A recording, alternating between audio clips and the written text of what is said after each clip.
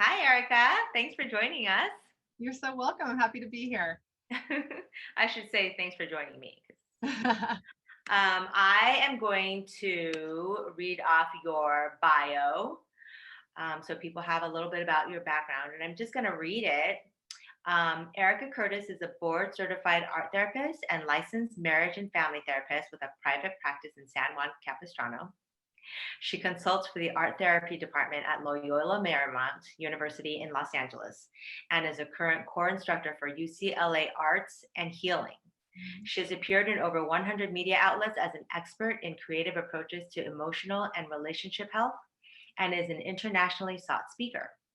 She is co-author, along with Ping Ho, of the award-winning book, The Innovative Parent, Raising Connected, Happy, Successful Kids Through Art. And that is what we'll be talking about today. Before I start talking about that, don't you also, you guys are doing weekly classes or something with UCLA Arts? UCLA Arts and Healing has a lot going on. They are busy, busy, busy. So we have a Hope series right now that we started during the pandemic, and those are free online webinars that people can access, and they can go to the UCLA Arts and Healing website.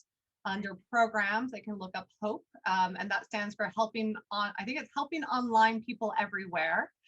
Okay. I know, what a great acronym, right? Awesome. Yes. And so I'm actually going to be teaching several throughout 2021 based off of some of the material in the book that we'll be discussing today. But really the crux of it is how to connect with our children, but also to help them manage emotions during this very stressful time, using creative sort of alternative ways of connecting not only with each other, but with ourselves and our internal world through the arts. But there's a whole lot of other different programs going on through the Hope series that people can access if they're interested in other forms of arts. We're going to be talking specifically about more like visual based art, like drawing today, but they have workshops that are about drumming and movement and poetry and all kinds of neat ways of, like I said, connecting with ourselves and one another. And they also have more intensive programs like the Social Emotional Art Certificate Training Program. For adults? Yes, so adults can sign up for that program, and they do a deep dive over several weekends into how to use the best practices coming out of the creative arts therapies in order to design programs or workshops or interventions for specific populations that they might be working with or interested in working with in the future. Oh, wow. Yeah. Wow, that's a lot of stuff going on over there. I've seen you post about it, and I've never really kind of like done a deep dive, but it sounds incredibly nourishing to really kind of look at everything that they have to offer. Yes, and I would encourage anybody, if they're interested in this kind of work, either for their personal growth or professionally, that they go ahead and take a look at that Hope series and jump onto one of those free webinars. And if they're inspired, they can maybe look into one of the longer, more intensive programs where they get to go into really get into the meat of this type of work and how we think about the creative arts from a social and emotional standpoint. Right. Yes, because it really does give you a sense of inner knowing. Yes. To connect with your inner soul self, because it's something that comes out of within us, as opposed to constantly consuming everything that's coming from outside of us. Right. Right. Now, are you finding that within your classes, what's the age group that's participating in the classes that you're offering? So we're getting we're getting a nice broad range of parents and teachers and counselors and administrators.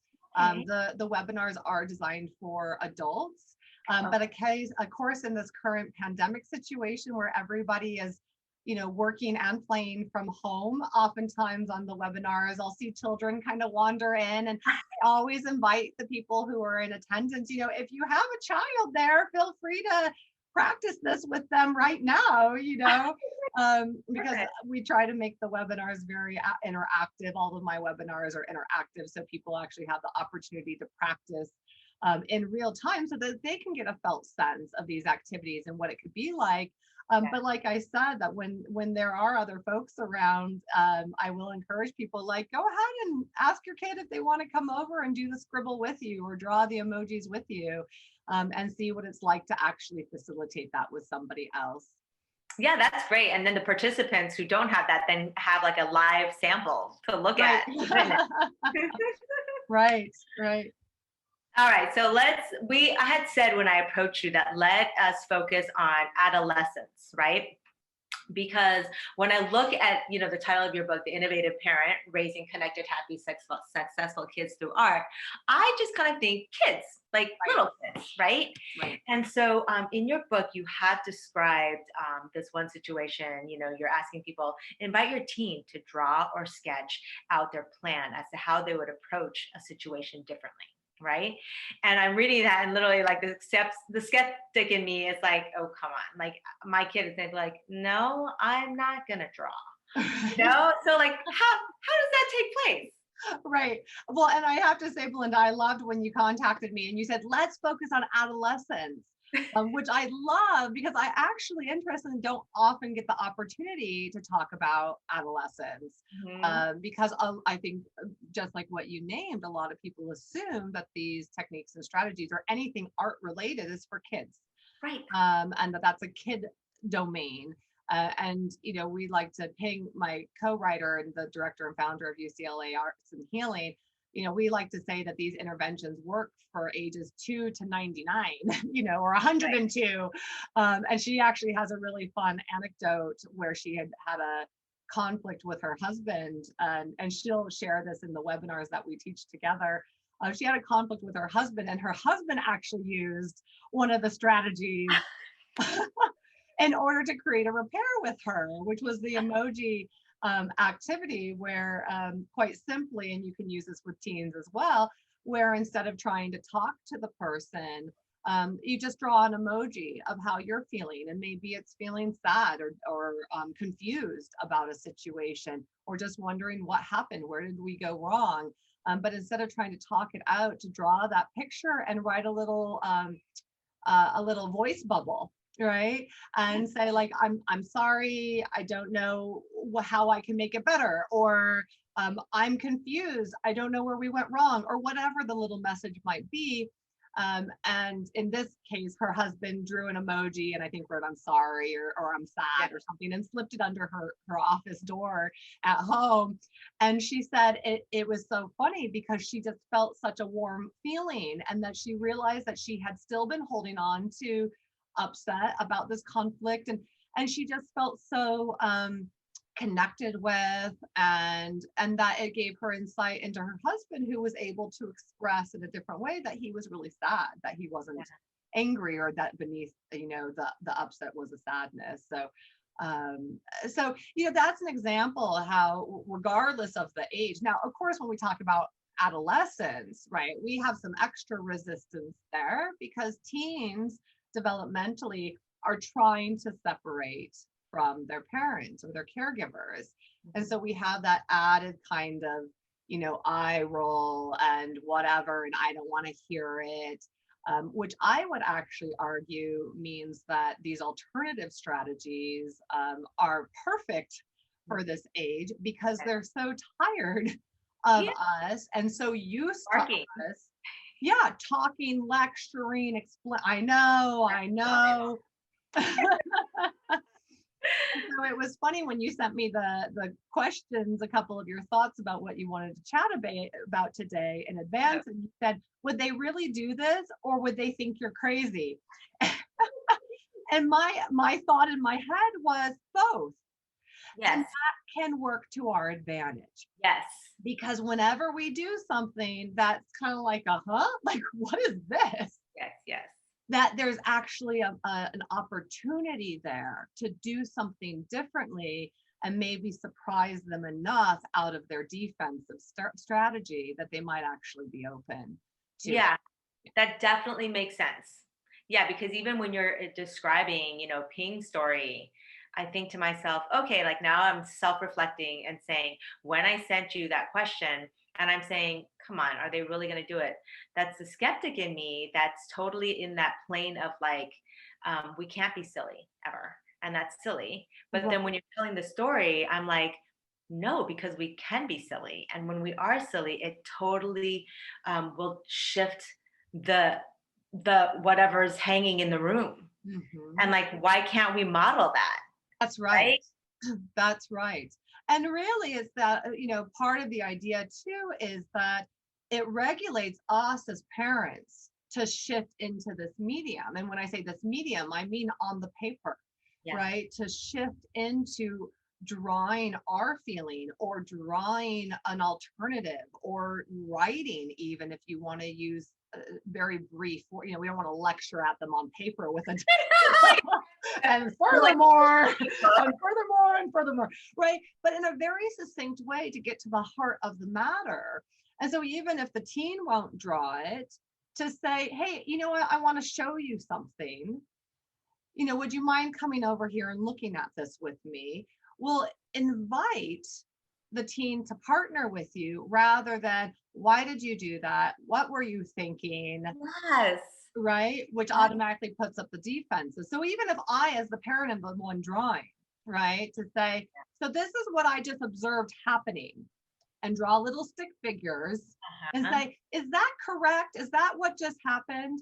And just maybe that teen will say, no, that's not what just happened. Well, Right. could you change this then to show me? Because this is what I just observed. Could you Yeah. change this to, and then they can take the pencil and scratch it out and Yes. redo it in a way that, this is what I experienced. This is what I think just Oh happened. my Right. God. I love that. I mean, that just like sets my mind spinning because in the space that we're in Perfect Child, I work in sort of like the alternative space. And so I've got somebody that I work with who does spatial dynamics, sort of like movement in the spaces in between. And when I take that and I apply it to what you're saying, when we take that time to draw it and we share it and we say back to them, no, no, don't tell me what you think of what I just drew. Draw it again. There's something that's happening in that space. Right. They're writing. So it's Right. not so much talk, talk, talk because we're in a different space. That's right. And it allows for a different type of one self-reflection, like we were talking about earlier, where we can access something inside of ourselves and externalize it. So now we can reflect on it. But now we've also taken the pressure off of this relationship, and we've done what we call in the therapy business triangulated it, right? That we've created a third party in the room, which is the paper or the drawing. And now our attention is on the drawing. And now we're talking about the drawing, right? Which diffuses the conflict or the stress in the dyad, in the two-person interaction, Yeah. right? Which can get quickly defensive and escalate because both people are trying to be heard and neither one feels understood. Right. Right? And I would imagine that there's a lot of forgiveness in that space. Yes. Yes. Yeah. And it's a lot easier to look at stick figures and talk about what the stick figures are doing than Yeah. it is to talk about what I just did or what you just did. And Right. oftentimes, in any conversation, I'm only going to hear what I know what to hear, what my perception is. You could be talking till you're blue in the face, and your idea of what you're trying to communicate to me doesn't ever get to me because I can't hear it because I've got my defensives up, That's right. right? That's right. And especially when there's already conflict, if there is a family where there's high conflict or heightened amount of stress, absolutely, that we're going to preemptively start to hear things or make meaning out of what's being said that isn't so much grounded in the reality of the present moment, but is already filtering through past experiences, stresses, and conflict. And so the meaning we make around a simple statement, even a loving statement, and this certainly happens as well, where I have heard, when parents are learning new ways of being with their adolescents, and perhaps, taking what they're learning from our work together or from the workshops and going to their adolescent and saying, hey, I really appreciate your help this morning. Like they're trying to catch them being good. They're trying to catch them, and positively reinforce the things to try to break out of that conflict. And they'll come back and say to me, so I tried to say I appreciate something they did, and they thought I was being sarcastic, right? And it turned into another fight. Right? Yes. And so it is important to use those verbal strategies and to learn them. But I know in my own parenting, I often find that even when I am in my best sort of therapeutic mommy space, that when I'm verbal with my kids, their walls go up and they want me to leave them alone, stop talking. I don't want to hear anything you say. You're the worst mother in the world, da, da, da, da, da, da, da, da, right? Because they just want to stay in that space. Of course. And because they're used to it, because we're always barking at them, and Right. now I know you're trying to shift your words, because now you're trying to plug me with sugar words so that I feel good. And we're just like, oh, well, that's not what I meant, but okay. There's a distrust. Yeah. Right? And so going back to that, will they think we're crazy if we draw a picture instead? Yeah, maybe. And maybe that's a good thing. Right? Right? Yes.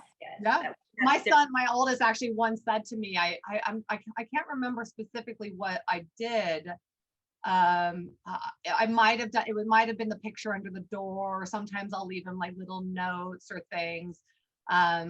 If I know he needs space, but I want to try to repair, try to reconnect with him. And one time he said, I know what you're trying to do. No, you don't. I said, that's good. He's like, you're trying to make me feel better, and I don't want to feel better. And I said, and that's okay. You can choose to not feel better. I'm okay with that. And I'm glad that I want you to feel better, and know that you don't have to feel better if you're not ready to. Right. That's fair. Yeah. Right? That's respecting his space. That's right. Yeah. Okay. That was a really good answer to my question. Great. Good. All right. Now, another thing that I think is fantastic for adolescents that I read in your book is you tell the story about how you were in a grocery store and your daughter wants to buy cereal because it's got her favorite character on it. And then your older son then says, they're tricking you into buying that. And so this is where you talk about visual literacy. Yes. And that building visual literacy enhances critical thinking, which is advantageous in work, school, and life. So true.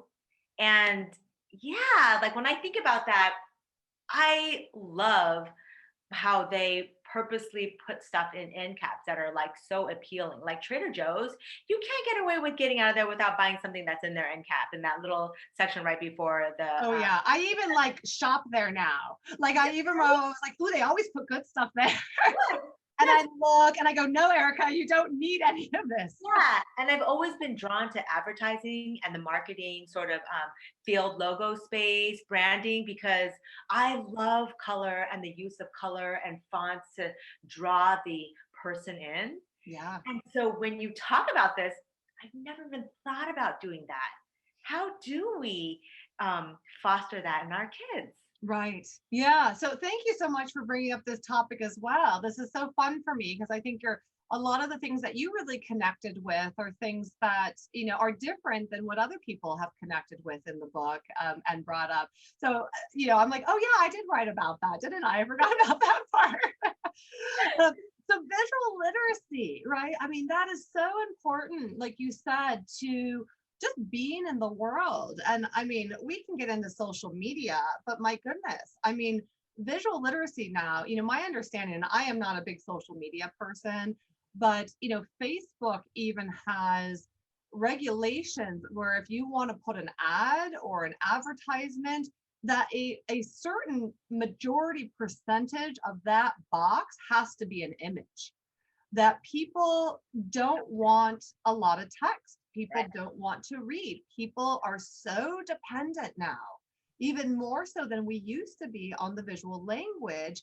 And yet it pains me that our children are not being taught visual literacy in the schools. Right? We haven't really caught up with, I mean, we've always been a visually rich community. Like when you talk about advertisement and how People sit around trying to figure out how do we manipulate people into thinking differently, buying differently, changing their consumer patterns through imagery. But it's really accelerated with social media now. And so to circle back to your question, how do we start to teach this? This is that sort of lived experience of in the moment, asking thoughtful, analytic questions. I wonder why they use those colors. I wonder what they're trying to say. What do you think that poster is trying to say? Like, oh, look at that bus stop over there. We're driving to school. Like, look at that bus stop. How do you read that image? Right? What do you think it's trying to say? What do you think they want you to believe it's saying? Right? And to have these, especially like you said, with adolescents, we can get into some very fascinating conversations about, the portrayal of the human body, even, and female sexuality, and how that's portrayed in the media and how it's portrayed online in social media, and how young girls are wanting to portray themselves or see other peers portraying themselves online. And what the meaning behind that is. Yeah. I would imagine after watching a movie, you could, after it's off, talk about, okay, what stood out in this movie? What do you think the messaging is? That's right. And what did the people select? How were they thoughtful about these things? Aren't accidents. And to educate our children and our adolescents that none of these things are accidents. People sit around and get paid money to decide whether or not that button is going to be blue or green based off what they know your psychology is. Yeah, right? I think that applies to so many things in the world. You can literally walk down the street and do that, and that's why I think it's such a powerful tool when we are living with adolescents, because you can point that out in everything, and to have that mindset of knowing that everything that you come across was specifically done in that way, so that you can actually stand back and say, does that resonate with me? Yes. Do I believe in that? Yes. Right? And to really build that critical thinking, because it's so important. Yes. And this again, as parents, shifts us out of the lecturing. Right? It shifts us out of the either ignoring it and not talking about it, or when we see a post that we don't like, lecturing our children about the inappropriate nature of it. Right. And so it opens up these conversations in a way that sort of partners with your adolescent around being curious. And isn't that interesting? Isn't that interesting how they pose that person in that ad like that? I wonder why they did that. What did you think about? Did you notice that? Let's go back and look at it. Here, look, and to converse with them as an intellectual equal, to get curious about these things. And I think I say in the book as well, adolescents are very ripe to not want to be manipulated. They're very in this phase developmentally, intellectually, of wanting to be somewhat unique, or not falling for what the grown-ups are trying to tell them or make them do. And so there's a nice opportunity there too, to say, well, so this is what these advertisers are wanting to manipulate you into doing. So are you going to, what do you think about that? Right? Vaping, that's a great example. All of the campaigning around, cotton candy flavored, drugs. And cute little dispensers and things like that. And to be able to be curious about that. So how do you feel knowing that they're targeting you specifically because they don't think you're smart enough to be able to see what they're doing and to make a decision for yourself? Yeah. Right. And I like, how in the book you ask these questions, because I think for me, I'm so quick to just be like, I don't like that because X, Y, and Z. And I really need to work on taking a step back and questioning. What do you think about that? Yeah. What was your take on that? and just kind of pointing out like one thing, like, well, what do you think about that? And then that way we know, given their age, because adolescence runs from what, 13 all the way to 21, that 24, I yeah, think. 25, maybe 35. But at that age, are they ready for a deeper conversation or not? Because if they say something, they say, oh, well, I just see that, then it's like, okay, well, then that's fair. Uh-huh. And we don't go there. But if they Right. start seeing something there, then you can go a little bit deeper. Right, right. And like you're saying, at a developmental and age appropriate level, having these conversations where, I talk to my youngest kids about the manipulation of advertising. My youngest child is 5 years old. Yeah. And he knows that there's grown-ups whose job it is to try to trick him into wanting to buy certain toys and cereals and things like that. We're not talking about the representation of the female body yet. Right. We're not yet talking about, the drug industry and how they're trying to manipulate his young mind into, wanting that. We just go, ew, yucky, smoke.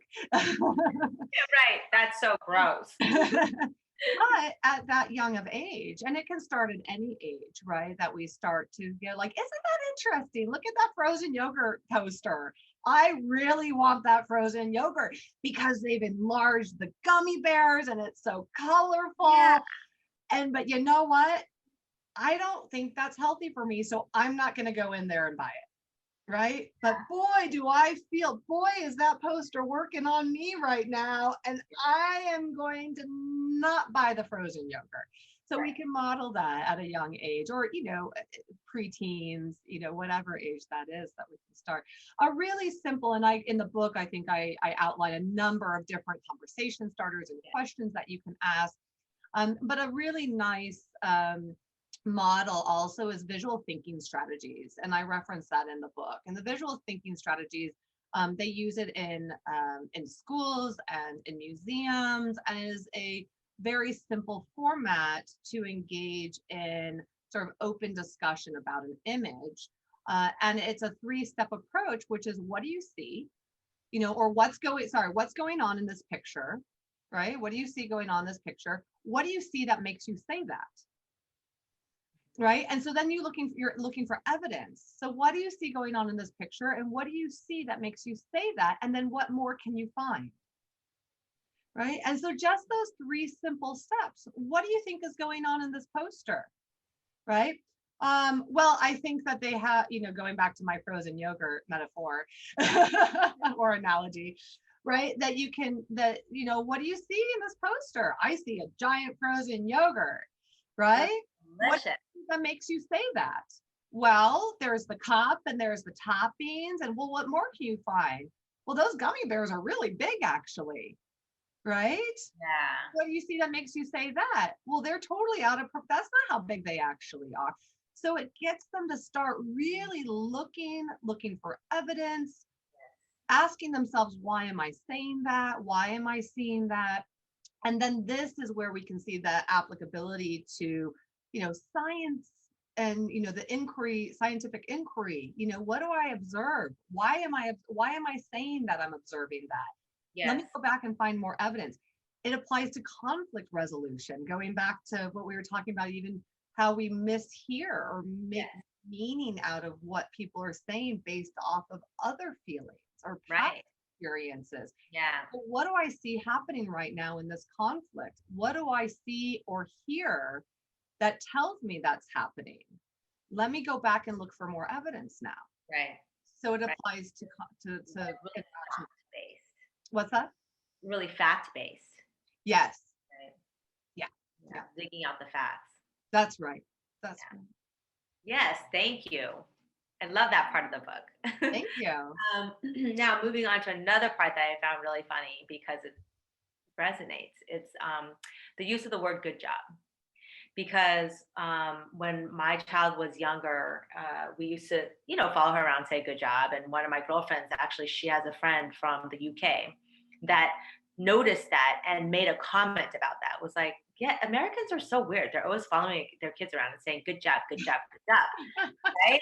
And I'm like, oh yeah, we do. But despite the fact that we do that, and I am acknowledging that I do that, I still do it. And so I like that in this scenario that you give where you're role playing with an adult student and he says, "Hey, I just drew this picture. Do you like it?" And instead you gave questions, Right. right? And you give a few of the questions in the book as to how to um, work with that a little bit more to get, I guess, the information out of the child Yeah. as opposed to us, just because what stood out for me in that scenario that you're sharing was, okay, in this conversation that we had, I said this and then he went back and said this and then I said this, well, what do you think that is just okay? And then, okay, tell me a little bit more, and the kid goes back and decides what he thinks and whether he can change it or not to more of his liking. Right. Whereas if you just say, oh, good job, that was the end of that conversation. Yes.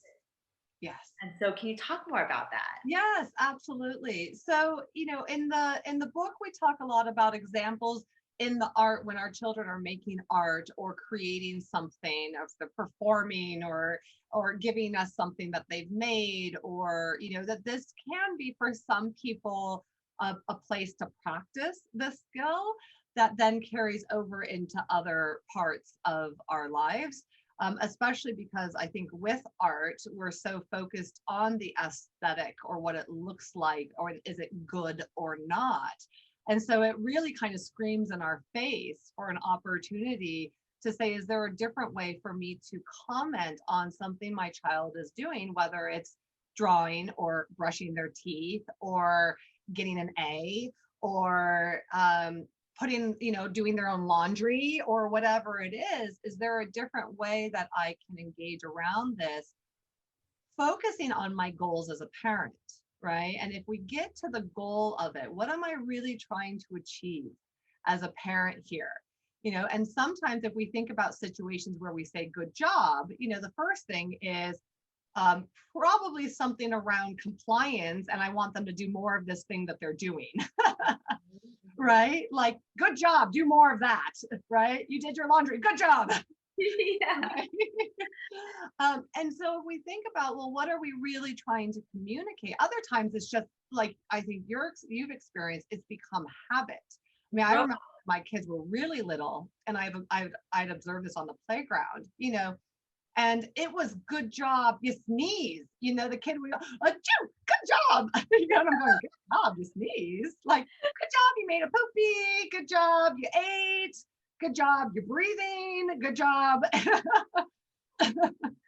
And it can become so indiscriminate that we're doing it so much that it actually loses the power and the meaning of it. Mm-hmm. Right? And a child ultimately may not really feel seen or acknowledged because we are just good jobbing everything they do, right? Without really putting a lot of thought into how we're giving them that feedback, if we're really paying attention to them, if they're really being seen. It's like, good job, right? And so ways that we can do that, like I said, is first to reconnect with our larger goals as parents. So to go back to, I know the example I used in the book was talking about art, right? Like, do you like it? Is it good? Because sometimes kids will ask for that feedback. Did I do a good job? Are you, they're saying, are you proud of me? Am I on the right track? Right. These are things that, so even sort of feeling into or reading between the lines, or maybe a child is insecure and needs a little bit more reassurance, right? And so we can connect with really what are they asking, if they're asking for praise, and really what are we trying to communicate, then we can get more nuanced into either helping them to reassure themselves or reflect on how they think they're doing. Because that's what we want to do, right? We want to raise children, not children that are dependent on praise as adults. Right. So we want to raise children who become adults who can kind of say, yeah, I think I'm on the right track. And I can check in with people and get some feedback, right? But I can trust that I also have a pretty good sense that I like what I'm doing, that I'm being productive or not. Right. Yes. Yeah. And always not, because the bigger goal is always not to seek out external anchors, but the internal anchors.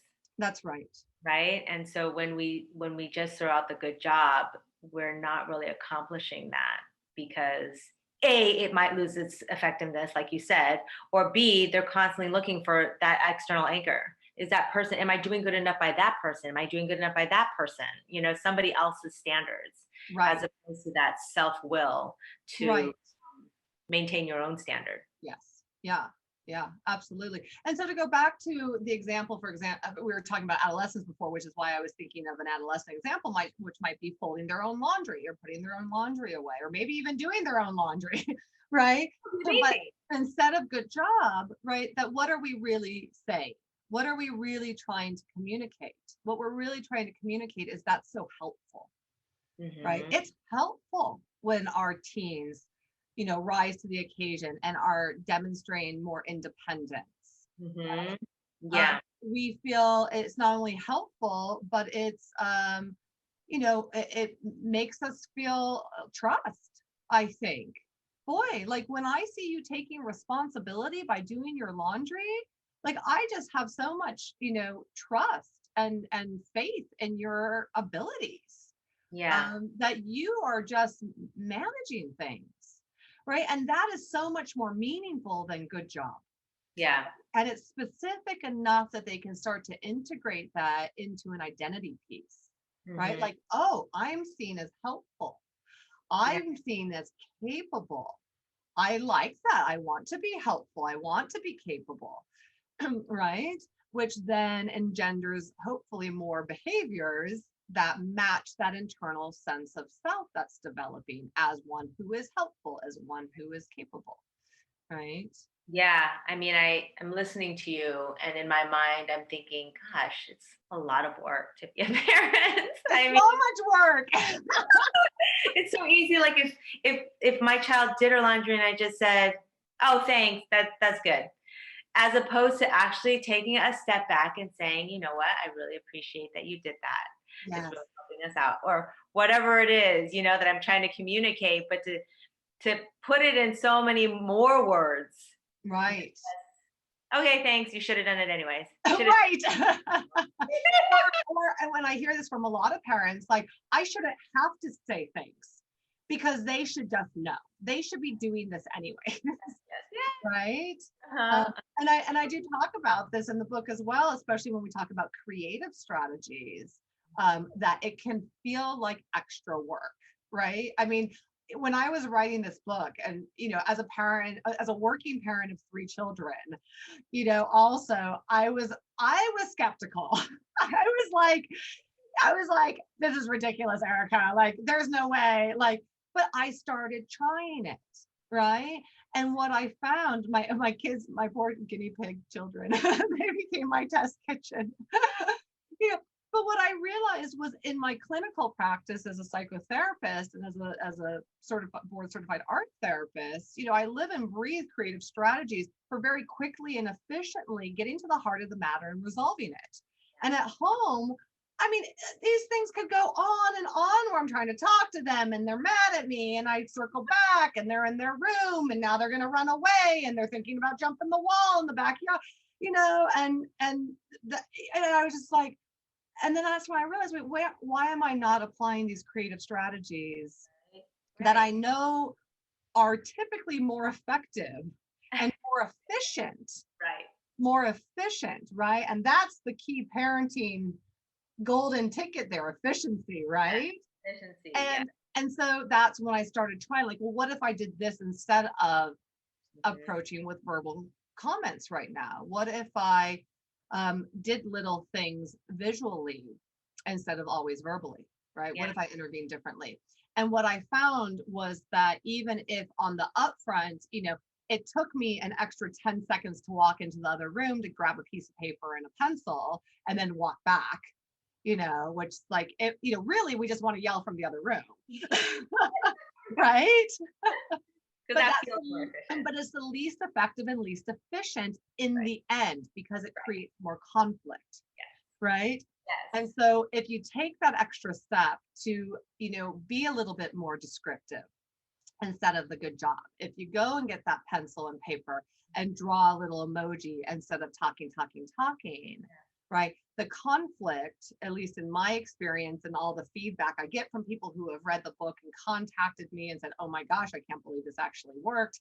That it's more efficient and more effective because it ends the conflict earlier.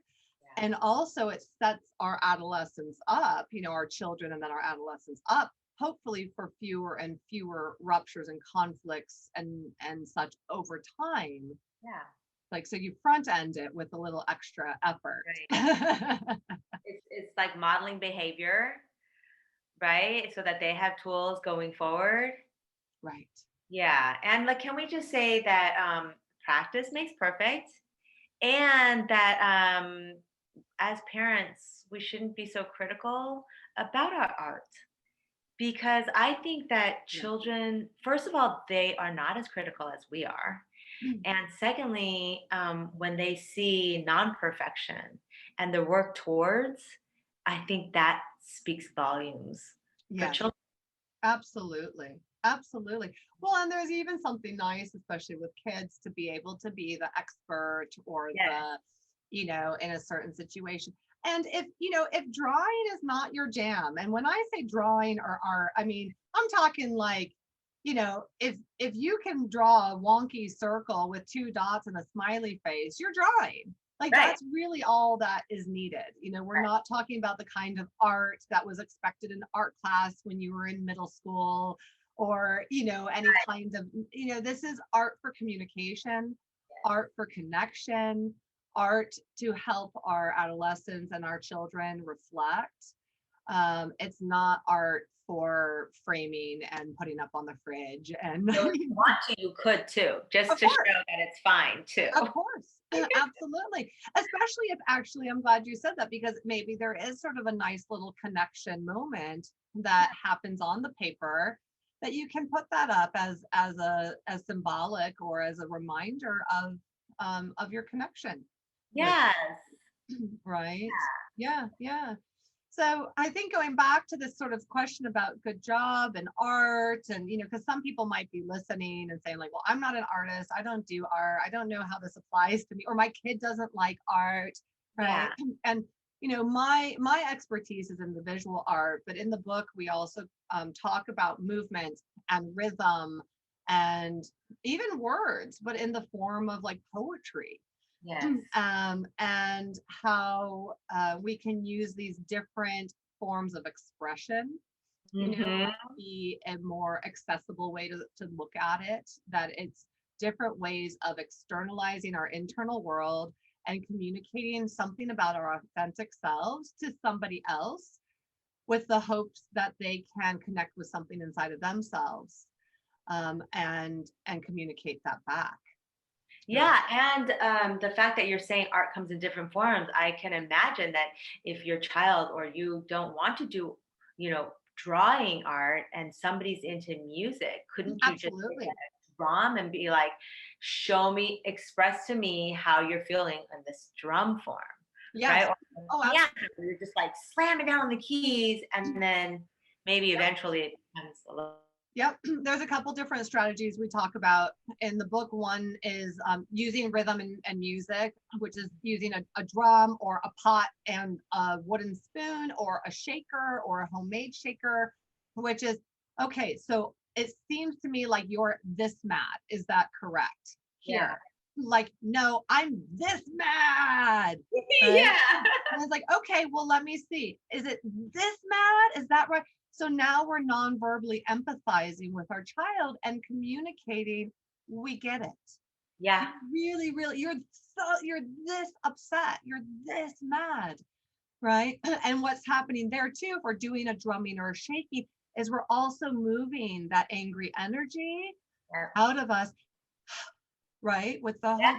Oh yeah. now done a little, backdoor, approach, Uh-huh. relaxing some of that muscle tension, Right. right? And in that way, self-regulating. Yes. Right. So there's a Yeah. lot of kind of little sneaky backdoor ways that we use the creative arts. Right. Putting on music even. I have been known in my house to, if there's a conflict, I'll just go and turn on the music and I'll just get up and start dancing. And my kids will be like, and then like one might get up and come and start dancing with me, and another one might come because they don't want to feel left out Right. and start dancing. And now we're moving and we're reconnecting with each other in a different way. Not that we're going to ignore the conflict, but a mistake that people often make is they try to communicate before they're reconnected and before they're emotionally regulated. Mm-hmm. And communication cannot effectively happen if we're feeling disconnected from one another, and also if we're emotionally escalated. Even if we don't feel escalated, if we're under stress, the brain actually responds in such a way that it decreases our ability to access language and hear language. It Mm-hmm. also decreases our ability to problem solve. It decreases our ability to pay attention, Right. right?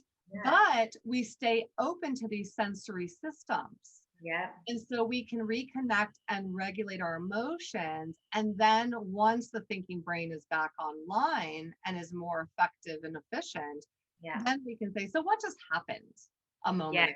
What was Right. that about? Right? Mhm. But And now then we're in a that's better a place. different headspace. Yes, we're in a better headspace and body space to be able to talk about it. Mhm. Right? Yeah. Yeah. And really, I mean, I would imagine that you could take some of these tools in your book and, I think they're already doing it, is applying it into the corporate world. Yes. So that's really interesting. It's, all of these tools that are accessible to us, and it's really doesn't cost any money. That's right. Well, and that's one of our big efforts, is to, use these strategies also to, as an accessible form of, of, I mean, if we want to go as far as saying healing for some people, but an accessible form for just on a daily basis of touching base with where we're at and regulating our emotions so that we can be more effective communicators with one another. It's destigmatizing, that sort of, like mental health it still has a lot of stigma. Going to therapy can still have stigma, especially in certain cultures. Right. And so making these tools accessible to the general public as just a really, affordable, effective, simple way to deal with emotions and conflict, Yeah. right? That's a really big part of our, like a public health effort, basically. Yeah. Oh, absolutely. Yeah, Yes. yeah. And I was actually very excited this year for the first time at the beginning. Well, we're still kind of at the beginning of 2021, but I got contacted by a group of accountants actually that asked me to attend their retreat and do an hour and a half on wellness. And Wonderful. using all these creative, and I was kind of going like,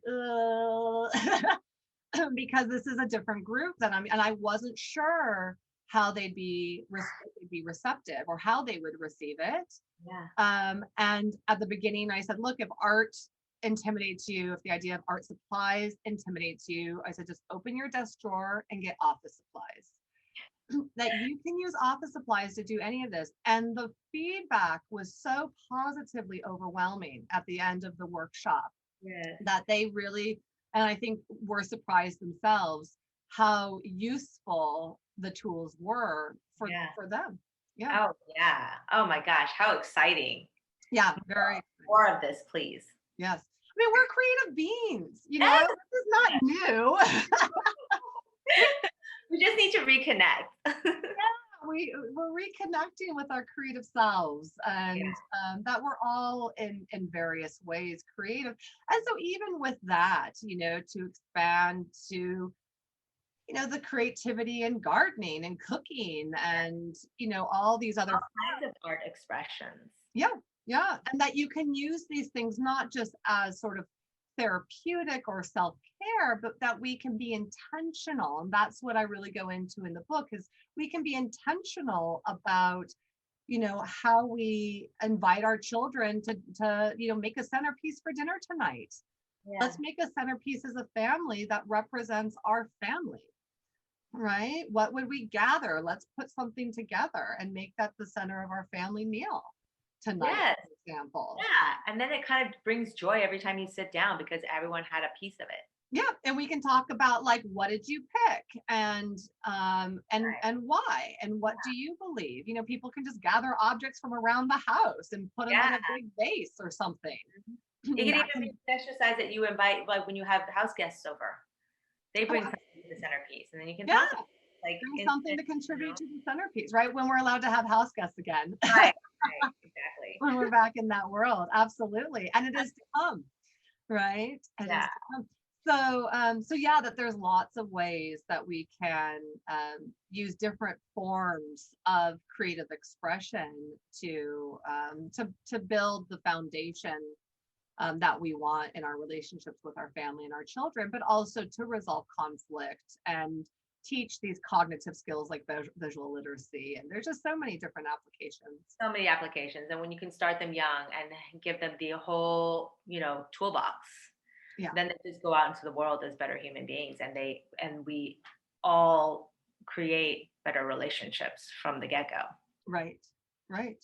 Yep, Yeah. yep. And it's never too late to start Never either, right? late. If your kids are older. That's right. That's Like I right. said, there's the element of surprise Yep. can be disarming in a good way.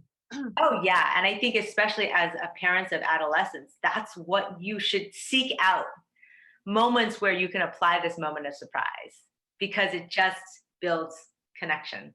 Absolutely. Yeah. Absolutely. Yep. Thank you, Erica.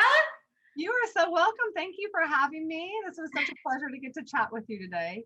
Yes, yes. And yeah, I mean, I'm sure I'll ping you again and we'll think of other topics to talk about and just continue to keep these interviews going. Sounds good. And congratulations on your, I don't Thank know if it's called a you. podcast or your Transformation series, of the website. your website, your series. And it's just, especially during this time, it's just really filled my bucket to just connect with all these helping professionals.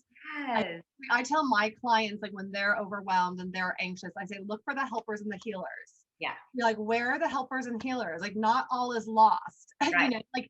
there They're are so everywhere. many people out there doing good things. Find them. And Find every them. time I get to do, projects like this, it's like, yay, another helper healer. I love it. I love it. We're everywhere. Yeah. All right. Thank you so much. Yeah. Let me know if there's anything more you need from me. Otherwise, let me know when this goes up and I'll promote it and share And it. I'm going to go check out UCLA Arts and Healing. Yeah, So sounds good. Great. all right. Have a Take good care, weekend. Linda. Take care. Bye.